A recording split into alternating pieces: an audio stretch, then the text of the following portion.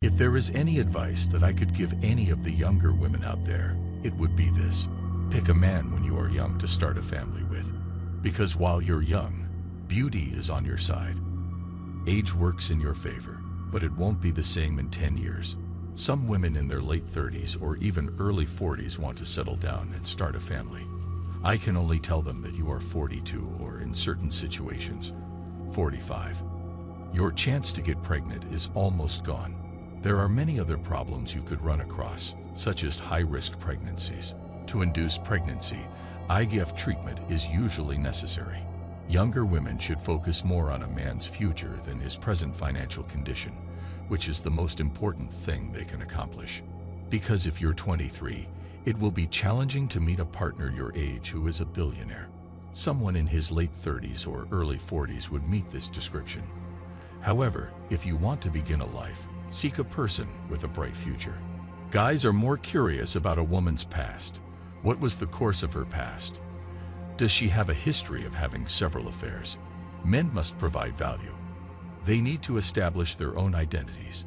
If a woman is willing to make compromises and advance professionally, but at 42 she decides she's ready to start a family, she will have a hard time finding a guy because many men are not interested.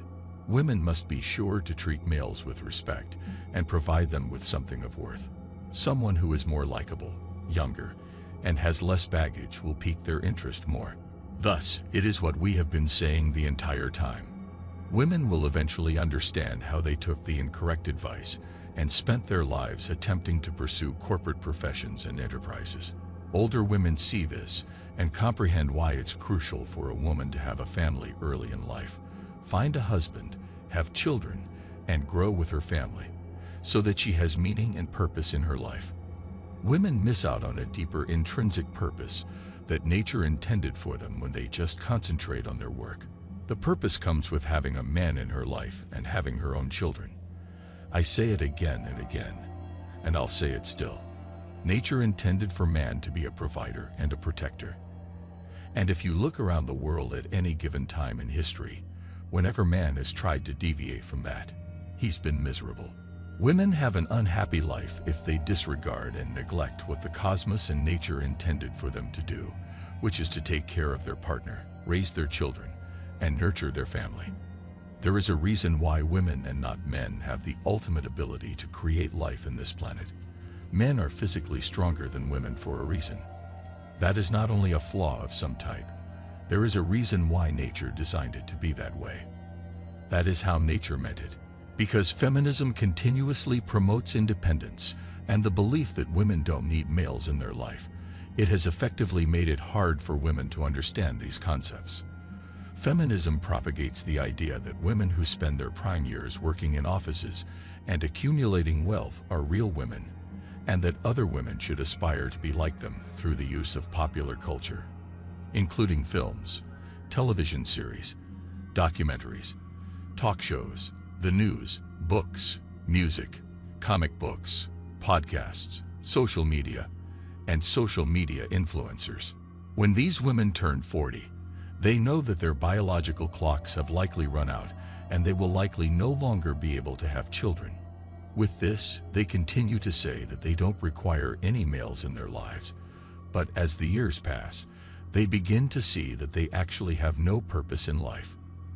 Additionally, the businesses for which they had been working didn't really care about them because they could dismiss or lay off these ladies at any time. The recent tech layoffs, which started in the United States and spread to the rest of the world as a result, are the best illustration of this. They only come to realize how much time they squandered by focusing only on money, accumulating riches, investing, and climbing corporate ladders when they realize they cannot go back in time and start over. They come to the realization that despite having a lot of money in their bank accounts, they don't even have somebody to spend it on. They are unsure of what to do with their investment, other than maybe increasing their earnings. They lack offspring to pass it on to. They lack offspring to whom they could impart all of their life's lessons and knowledge. They live their entire lives with the sole purpose of making money, and they certainly achieve that. But what follows? Additionally, thousands of other individuals do it. When those individuals pass away, it just takes days or months before no one remembers them. Even no one is present to pay them respects at their graves. They've been completely forgotten. Even the organizations for which they have worked their whole life replace them after a month or two.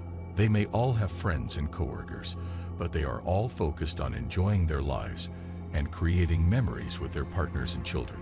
This is the reason I believe that present-day feminism has mostly lied to women. Modern feminism has stripped women of their meaning and purpose and replaced it with a new one that will only make them more unhappy. You simply need to look at the women in your community or online to understand what I mean. I mean, it started out as a noble movement for women's rights and inclusion in society.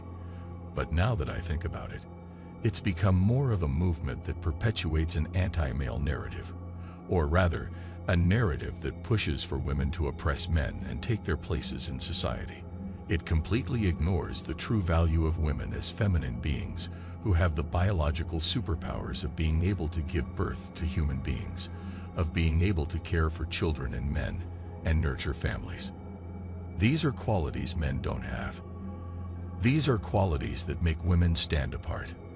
However, the feminism of today perpetuates a rebellious faction of women who only want to live a life based on how low-quality men used to live their lives, sleeping around with women and not embracing the responsibilities of being men. Feminism is to blame for how sad women are.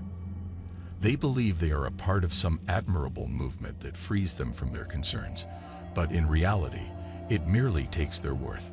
According to research I recently read, women who marry as virgins, which is now uncommon, had the lowest divorce rates. The survey found that women who have had 10 or more relationships are the ones who divorce the most frequently.